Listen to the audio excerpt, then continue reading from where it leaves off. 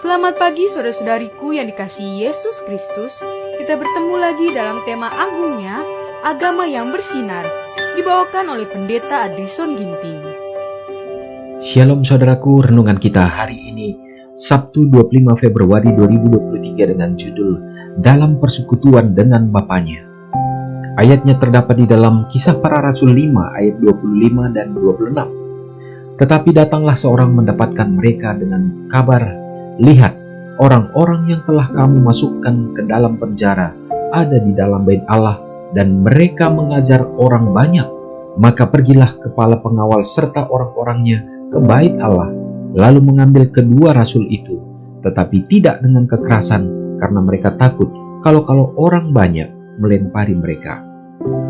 Kristus menemukan penghiburan dan sukacita dalam persekutuan dengan Bapanya. Di sini dia dapat melepaskan beban hatinya dari kesedihan yang meremukkan dia.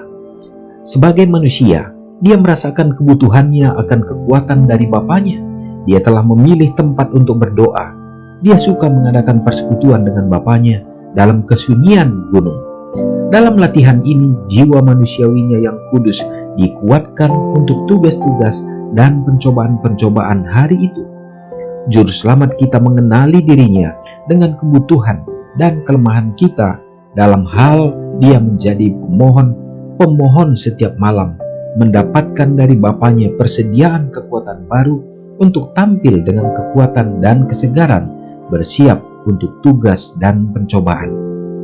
Ia belajar firman Allah, dan waktunya yang paling membahagiakan didapat pada waktu ia bisa meninggalkan pekerjaannya dan pergi ke ladang-ladang, merenung di tempat-tempat yang sunyi, menjalin hubungan dengan Allah di kaki gunung atau di tengah-tengah pepohonan di hutan.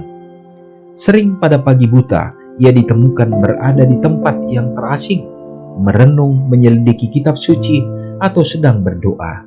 Dengan nyanyian, ia menyambut sinar fajar. Dengan lagu-lagu ucapan syukur, ia memeriahkan jam-jam kerjanya dan membawa kegembiraan surga kepada orang-orang yang letih dan putus asa.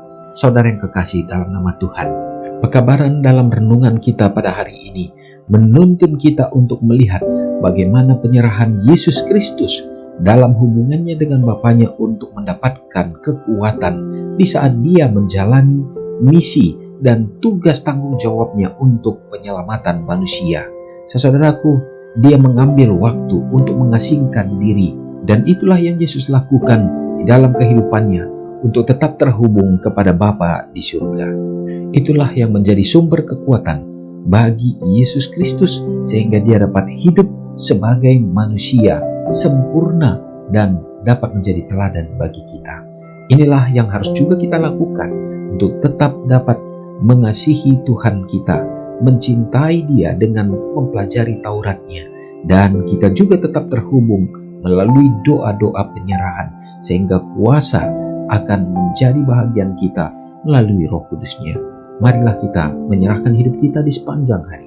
Kita sama-sama berdoa.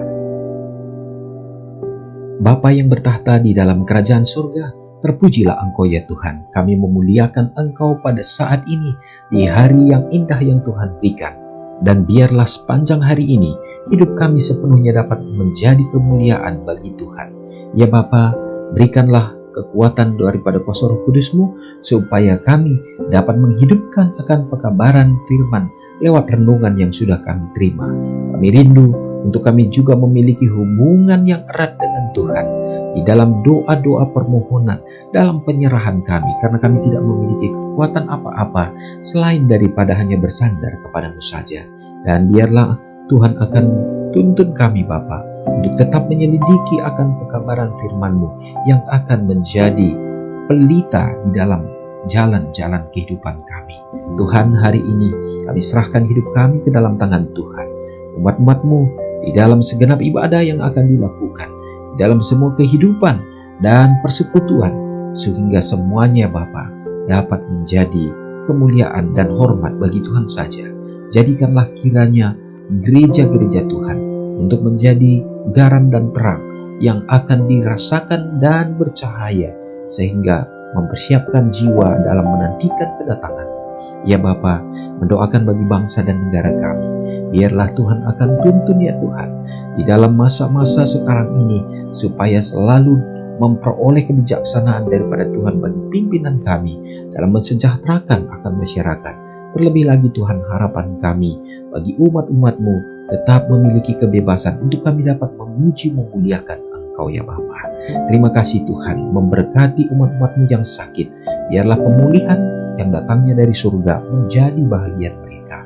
Ampuni dosa kami Tuhan, semoga berkat-berkat yang indah menyertai kami sepanjang hari ini. Di dalam nama Yesus kami sudah berdoa. Amin. Shalom saudaraku, selamat pagi. Tuhan Yesus memberkati. Ingatlah Matius 5 ayat 13-16. Biarlah kamu menjadi garam yang mengasinkan dan terang yang menyinari kehidupan orang lain. Jangan lupa subscribe, like, dan share ke seluruh dunia.